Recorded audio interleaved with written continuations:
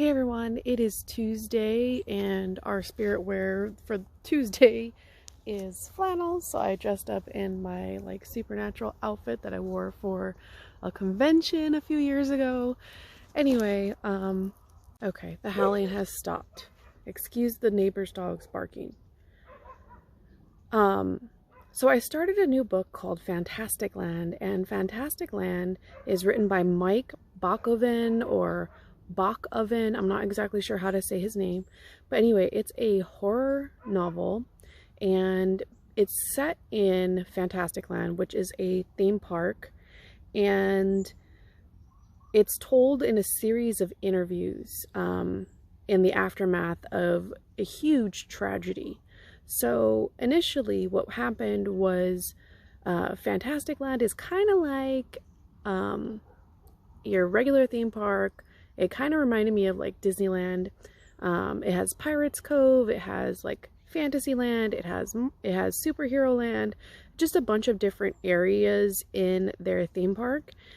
Anyway, what happened was them being in Florida, they had a hurricane that came through, Hurricane Sadie, and it caused a lot of destruction.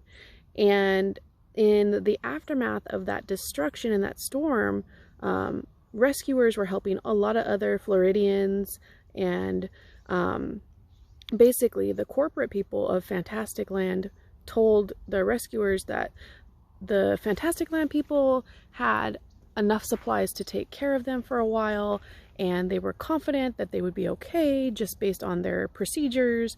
And it turns out when the rescuers got there that they found carnage. Like there were bodies and heads on pikes and just pure carnage. And so basically it's got a lot of like Lord of the Fly vibes, where they start breaking into sects and trying to protect themselves from other groups.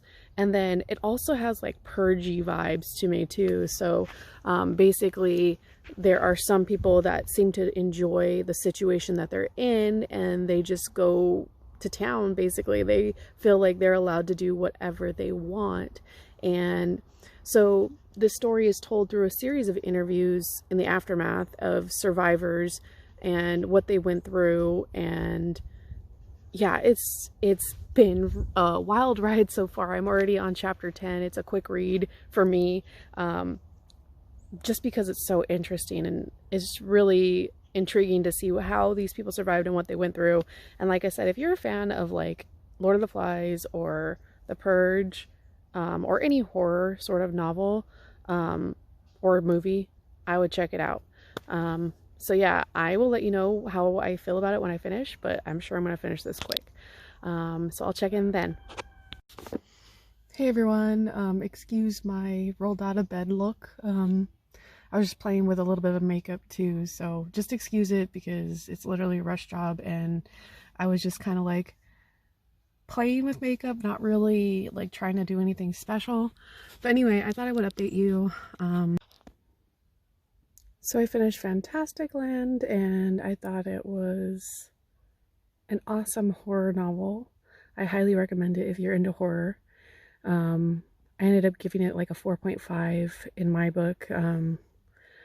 So I rated it 4 on Goodreads, but if I could round it up, it would be 4.5. Then I started The Killer Among Us, which was an Audible like radio studio production. And basically it followed a woman, and she was trying to track down the serial killer. It felt a lot like watching a TV show. And it was supposed to be a mystery, but I had a really hard time connecting with the characters and the other side issues. And for me, the mystery was just kind of boring. It felt very basic, just like a regular episode of, I don't know, one of the generic crime shows. So I wasn't really interested in it. I gave it 2-star.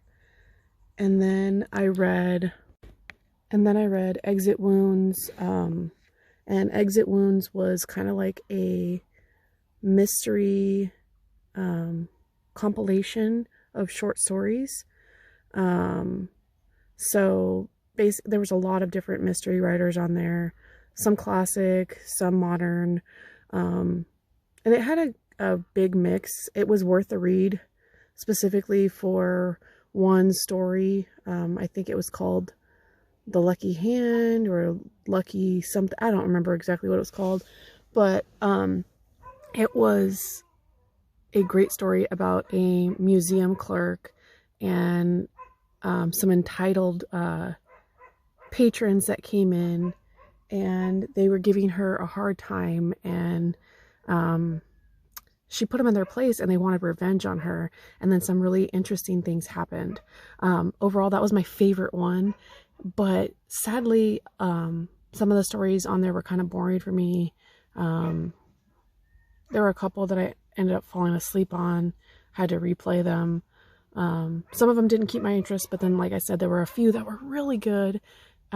So that one ended up being a 3 just because of the wide variety of like hit or miss stories on there. But I would recommend it just because of that one really great story. Sorry about my neighbor's dogs. They seem to always know when I'm filming. But yeah, I will check in with you guys later. 2020 is almost over, so I'll be working on a video talking about my favorite reads of the year. So I'll check it back in with you guys later. Hey everyone, it is the 26th, the day after Christmas. I happened to read 48 Laws of Power, and I actually started this in January of this year.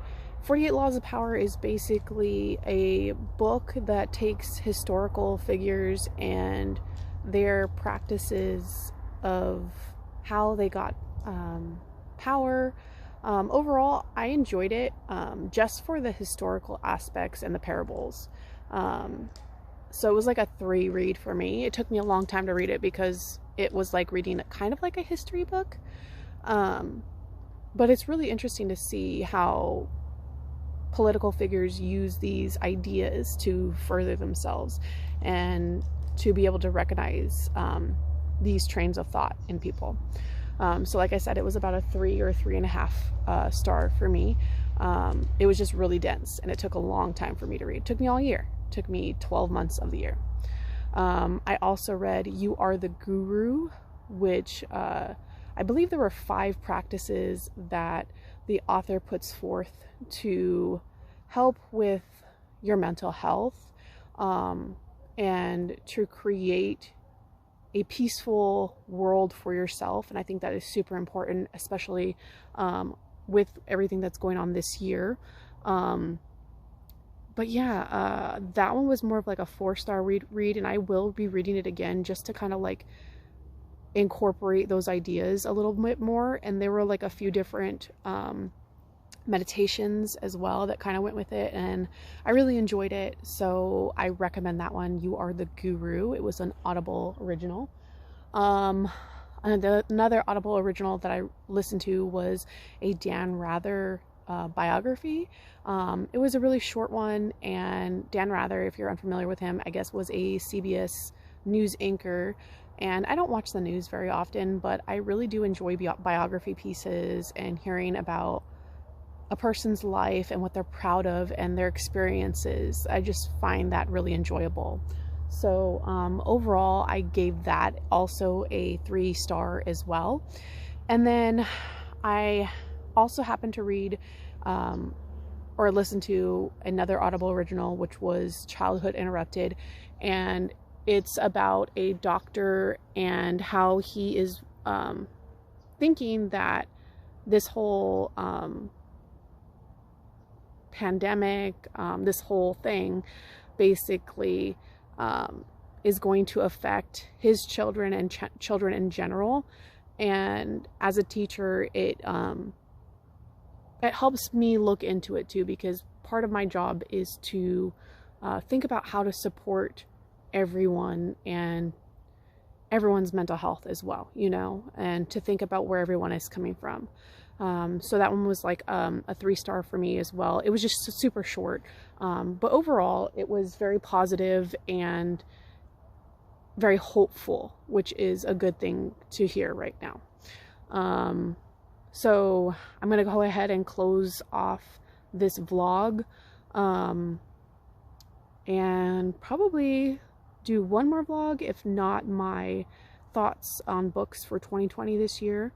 But yeah, thank you for watching, and I will see you all soon. If you've read any of these books, please do comment down below and talk to me about them, because I'm really interested to hear what everyone has to say about each story.